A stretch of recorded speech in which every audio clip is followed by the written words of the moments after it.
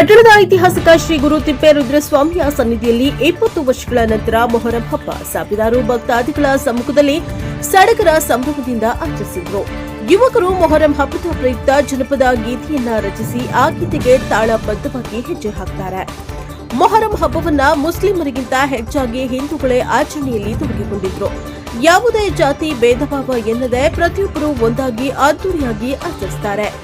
ಬಹಳ ಸಡಗರ ಸಂಭ್ರಮದಿಂದ ಮನೆ ಮಾಡಿತ್ತು. ಹಿರಿಯರ ಕಾಲದಿಂದಲೂ ನಡೆದುಕೊಂಡು ಬಂದಿರುವ ಈ ಪರಂಪರೆಯಲ್ಲಿ ಗ್ರಾಮಸ್ಥರು ಭಕ್ತಿ ಭಾವದಿಂದ ಪಾಲ್ಗೊಳ್ಳುತ್ತಾ ಇದ್ದು, ಧರ್ಮಗಳ ನಡುವೆ ಪ್ರೀತಿ, ನಂಬಿಕೆ ಮತ್ತು ಸಹೋದರತ್ವವನ್ನು ಸಾರುವ ಮೊಹರಂ ಹಬ್ಬ ಮತ್ತೊಮ್ಮೆ ಎಲ್ಲರ ಗಮನ ಸೆಳೆಯಿತು.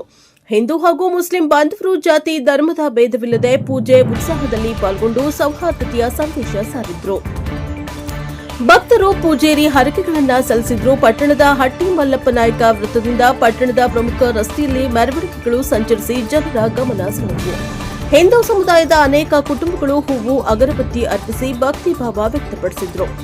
ಎಲ್ಲಾ ಸಮುದಾಯದ ಜನರು ಪರಸ್ಪರ ಶುಭಾಶಯಗಳನ್ನ ವಿನಿಮಯ ಮಾಡಿಕೊಂಡು ಸಹಬಾಳ್ವೆಯ ಮೌಲ್ಯವನ್ನ ಎತ್ತಿ ಹಿಡಿದ್ರು.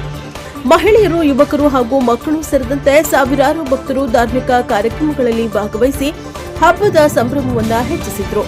ಉತ್ಸಾಹವು ಯಾವುದೇ ಅಹಿತಕರ ಘಟನೆಗಳಿಲ್ಲದೆ ಶಾಂತಿಯುತವಾಗಿ ನಡೆಯಲು ಪೊಲೀಸ್ ಇಲಾಖೆ ಭದ್ರತೆಯನ್ನ ವ್ಯವಸ್ಥೆ ಕೈಗೊಂಡಿತ್ತು. ನಾಯಕನಹಟ್ಟಿ ಪಟ್ಟಣದಲ್ಲಿ ಮೊಹರಂ ಹಬ್ಬ ಧಾರ್ಮಿಕ ಭಕ್ತಿ, ಪರಸ್ಪರ ಗೌರವ, ಹಿಂದೂ ಮತ್ತು ಮುಸ್ಲಿಂ ಸೌಹಾರ್ದಯುತ ಪ್ರತೀಕವಾಗಿ ಸಂದೇಶ ಸಾರಿದ್ರು. ಈ ಹಬ್ಬದಲ್ಲಿ ವಿಶೇಷವಾಗಿ ಕರಡಿ ವೇಷ ಪ್ರದರ್ಶನ ನಡೆಯಿತು. ವೇಷಧಾರಿಗಳು ತಪ್ಪಡಿ ಸಂದಿಗೆ ನೃತ್ಯ ಮಾಡಿ ಜನರನ್ನ ಮನರಂಜಿಸಿದ್ರು. ಈ ಸಂದರ್ಭದಲ್ಲಿ ನಾಯಕನಹಟ್ಟಿ ಪಟ್ಟಣದ ಸುತ್ತಮುತ್ತಲಿನ ಹಳ್ಳಿಯ ಜನರು ಆಗಮಿಸಿ ದೇವರ ಕೃಪೆಗೆ ಪಾತ್ರರಾದರು.